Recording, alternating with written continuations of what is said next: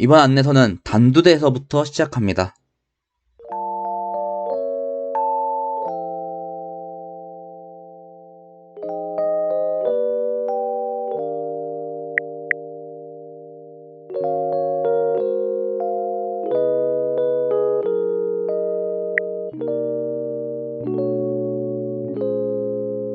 1789년 프랑스에서는 루이 16세의 폭정과 과도한 세금 부과에 대해 민중들이 일어나게 됩니다.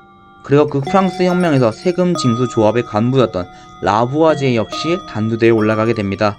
당시 그를 단두대에 올린 것은 장폴 마라로 급진적인 저널리스트였는데 과거 허술한 논문에 대해서 라부아지에게 퇴짜를 받아 앙심을 품고 있다고 알려져 있던 사람입니다. 라부아지에는 자신은 과학자일 뿐이라고 얘기했습니다만 재판장은 프랑스에는 더 이상 과학자가 필요 없다면서 사형을 선고했고 그는 1794년 혁명광장에서 참수당하죠. 그는 화학 반응에서 질량 보존 법칙을 발견하고 연소가 산소라는 원소가 결합하는 반응임을 발견하면서 그동안 과학자들마다 해석이 서로 달라 연금술에 지나지 않았던 화학을 크게 발전시킨 사람이었습니다. 수학자 라그랑주는 그의 죽음을 안타깝게 여기며 그의 머리를 베어버리는 것은 1초면 충분하지만 프랑스에서 같은 두뇌를 만들려면 100년도 넘게 걸릴 것이다 라며 애도를 표했다고 합니다.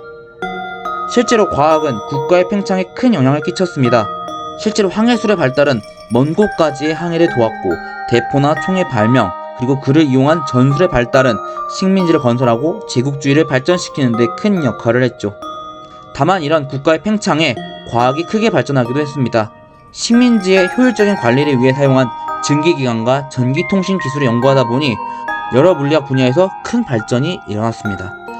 멀리까지 연락을 할 수 있어야 했고 또 멀리까지 물건을 수송해야 하니 국가를 넘어 안전하고 효과적인 방법을 찾아야 했죠. 또한 각 국가들이 서로 통일된 단위를 사용해야 했고 정밀한 측정이 요구되다 보니 물리학 표준 단위를 확립하는 데 큰 역할을 했습니다. 과학과 기술이 그리고 전쟁은 이전에도 관계가 있었습니다만 앞서 말한 기술들이 발전하고 중요해진 19세기부터는 매우 긴밀한 관련을 주었고 과학자들이나 기술자들 역시 전쟁에 직접적으로 참여하는 일이 많아졌죠. 특히 현대 주기율표의 기초를 마련한 모즐리가 그 시대 청년들이 그랬듯 제1차 세계대전에서 자원병으로 참전하여 전사하게 되면서 총망받던 과학자들의 죽음에 많은 사람들이 애도했고 전쟁에 참전하는 것 대신 과학자의 능력을 살려 조국을 위해 봉사하는 것이 효율적이라는 생각이 대두되면서 전쟁과 과학은 더욱 긴밀한 관계를 갖게 되었습니다. 그 안에서 국가의 지원 역시 끊임없이 이어졌지요. 그리고 그 끝에는 독가스와 핵폭탄이라고 하는 무기의 개발과 그 이론의 발전이 있었습니다. 물론 앞으로는 이 관계가 또 어떤 변화를 갖고 올지 아무도 장담할 수는 없을 겁니다. 오늘의 안내서는 여기까지입니다. 과학과 국가, 누가 먼저일까요? 오늘의 과학을 여행한 당신의 생각은 어떻습니까?